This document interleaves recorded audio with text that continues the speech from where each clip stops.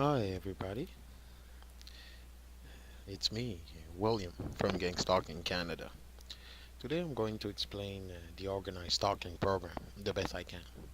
We can call it Organized Stalking, Police Stalking, harassment, organized harassment,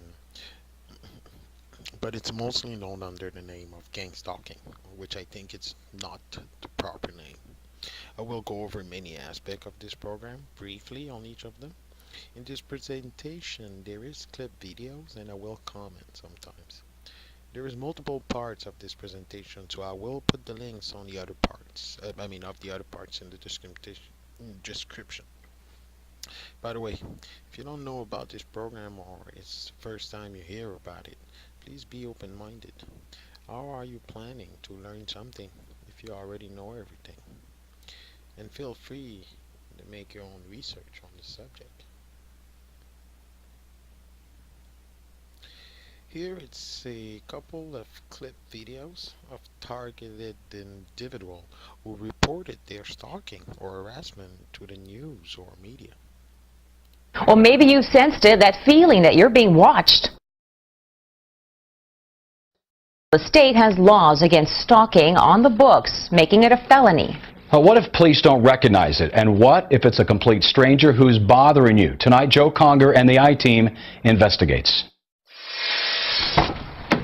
Cynthia Verbeff is moving. Her home, she says, has become a house of horrors. I feel that I've lost my mind, I've lost my life. Incident reports from law enforcement tell the tale. Numerous break-ins at the address, vandalism to her car, her motorcycle, her computer. Verbeff believes she's being targeted. Everything, they just went through everything. But sheriff's detectives had little to go on because the vandals, though often destructive, stole nothing.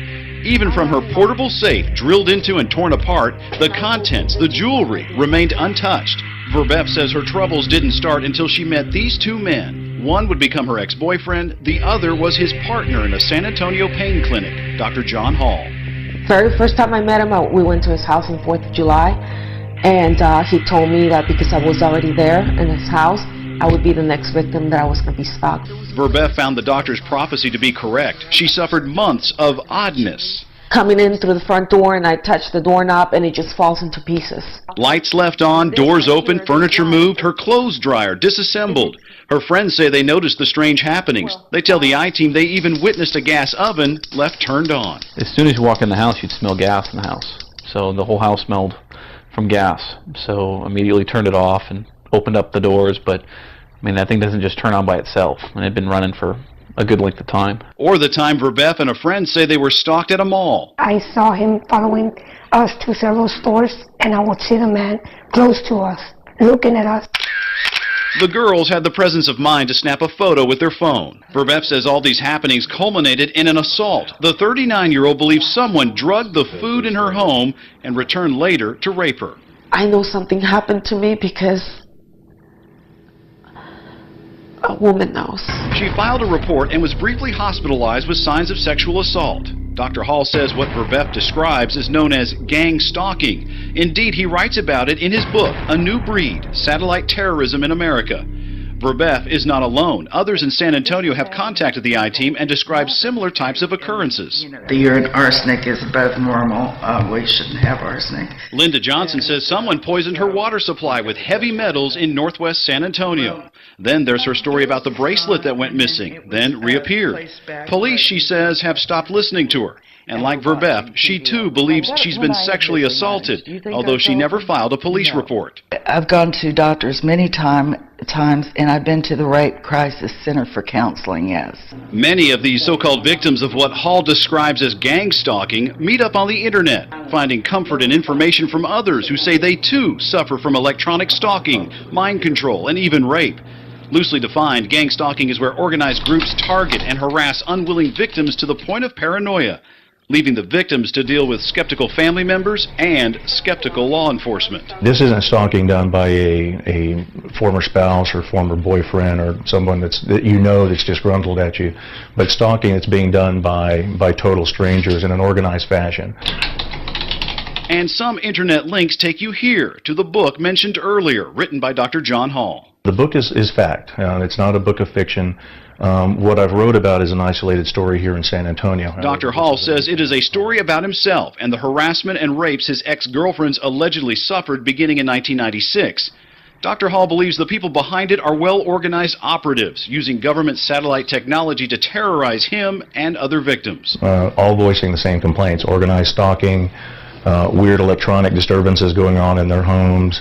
Most of the women are complaining of drugging and sexual assault. So it's a big national problem. Verbeth bought the book, and what she read, she says, caused her stomach to turn, because within the chapters in the story, she found similarities to her own situation. I pulled out the book and I started reading and I'm like, oh my God, it's exactly what's happening. It's like turning the pages of your own story. Everything. Remember the doors, windows, even the clothes dryer taken apart? Page 35, third paragraph, talks about reassembling appliances. The drugged food and rape? Page 52 talks of concealing Rohypnol, the date rape drug, in drinks and food. The account in Hall's book is chilling, and the I-Team uncovered some truth to his story. San Antonio police reports indicate there was a rape reported in 2007 in the same quad of condos where one of Dr. Hall's girlfriends supposedly lived. San Antonio police say the condo rape remains under investigation. And Bexar County detectives say Verbeth's assault remains open as well. And although there are some interesting connections to Dr. Hall in the book, law enforcement won't and cannot say if Dr. Hall is even a person of interest. The I-Team thought the similarities were striking and asked him, could you in fact be the person that's creating this mess for these women? And that's actually one of the reasons why I got out of my ex-fiance's life. To make sure that they weren't victimizing her in order to get at me. Dr. Hall says he's been targeted by the same groups. There's mention in the book of a conspiracy by the criminals and by fellow doctors. Dr. Hall says the Texas Medical Board retaliated against him for uncovering the gang stalking. The I-Team confirmed one local hospital suspended Dr. Hall's clinical privileges for 2 months in 2006. In 2007, the Texas Medical Board ordered 2 mental evaluations of Dr. Hall. The first came back normal, but a second evaluation found a probable delusional disorder and ordered psychiatric treatment. And in 2008, Hall's license was suspended, this time when he tested positive for cocaine.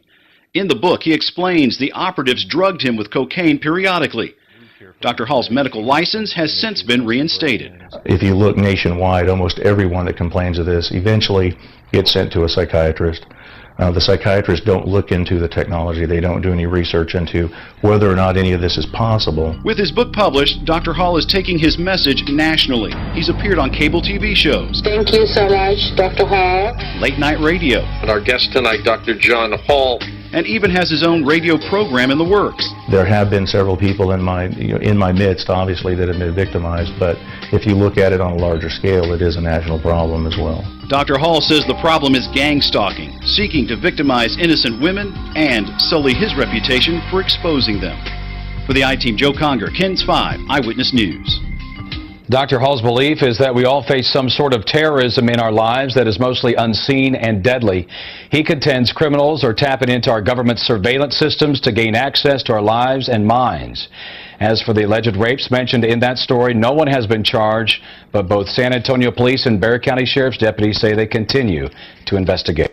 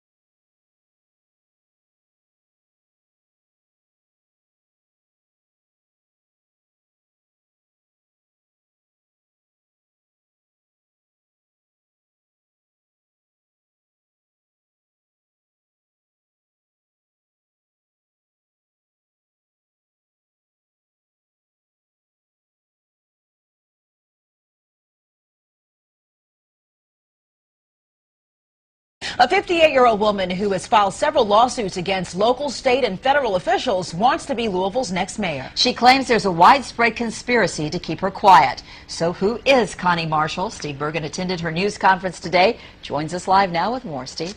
Vicki Carissa, Democrat Connie Marshall says she is a businesswoman with a background in real estate and a civil rights activist.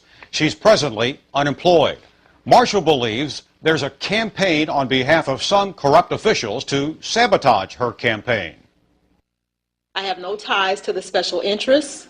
I'm spiritually based, and I believe in honesty, integrity, and accountability. And Connie Marshall says she's been fighting for accountability for some time. She's filed several lawsuits charging a widespread government cover-up.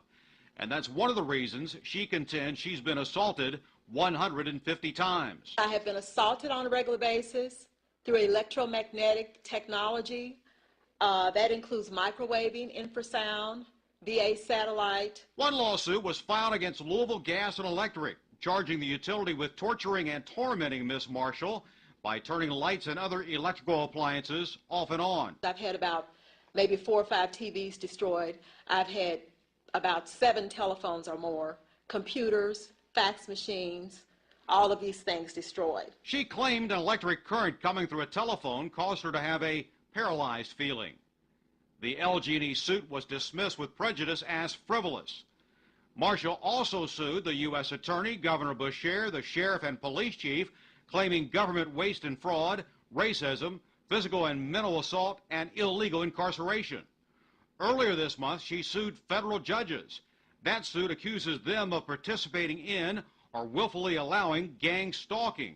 She wants the judges impeached, incarcerated, and is seeking $20 million in damages. Marshall says the government is also conspiring to break up families. My grandchildren were taken illegally by the state for federal funding, and they were also abused in state's care, beaten, made to go without food, and illegally placed for adoption. She contends that and the fact she was the victim of a hate crime are other motives behind the electronic attacks and illegal surveillance. I find my fight is with the entire Commonwealth of Kentucky, and I feel that it was done because of the complaints that I have filed against them, which are legitimate complaints. Marshall also claims other local civil rights activists have been the targets of electronic assaults, including the late Reverend Lewis Coleman. Marshall told me she's unemployed because every job she's ever had has been destroyed. She filed her candidacy papers on Wednesday, but points out she notified the state of her intentions to run last August. 2 weeks ago, Marshall filed a lawsuit against WLKY and WHAS, alleging the stations have tried to sabotage her bid for mayor. Steve Bergen, WLKY News. A Snohomish County woman targeted one of her colleagues at work, writing nasty letters to her children, starting a hateful website, even telling neighbors she was a sex offender. Well, none of it was true, but the woman's reputation was ruined, and today the woman who did it all learned the price she'll pay in an Everett courtroom. Our North Sound Bureau Chief Ana Velasquez was at the hearing and joins us live now at the courthouse with details. Ana? Well, Steve, the defendant's name is Christina Orozco, and she was sentenced to 10 months in the county jail. That is the high end of the standard range for felony stalking. Now, today, the Judge Gerald Knight, he used words like relentless, evil, and vile to describe this woman. It's all remorse for you that you're sorry that you're in the situation that you're in, and you feel sorry for yourself. Christina Orozco, a former Snohomish County Public Works employee, was convicted in June of stalking a fellow female employee for nearly a year. Her victim, who asked Cairo 7 not to identify her, told the court Orozco was very calculated and very effective in destroying her career, her personal and family life, so much so that she's had to quit her job of 13 years and move out of the area. She is still fearful of Orozco. Judge Gerald Knight read the letters Orozco sent to the victim's young children to illustrate how evil her tactics were. Sending letters to them, asking them, how does it feel to be your mother, who is a sick that doesn't have real and who's an alcoholic. Besides the letters, Christina Orozco set up a website saying defamatory things about her victim and sent false sex offender notifications to neighbors, elected officials, and future employees, making the victim appear she was a convicted sex offender. Orozco's violated a restraining order, and now she's a convicted felon. While not physically destroying and killing her. You did everything in your power to kill and destroy her name and reputation. Could you explain her? Now, even after today's sentencing, Orozco did not offer any reason why she decided to stalk her victim. But the victim, she did hire a private investigator to bring this case to police's attention. You'll hear from that investigator coming up tonight at 6. For now, reporting live outside the Everett Courthouse, I'm North Sound Bureau Chief Ana Velasquez, Cairo 7 Eyewitness News.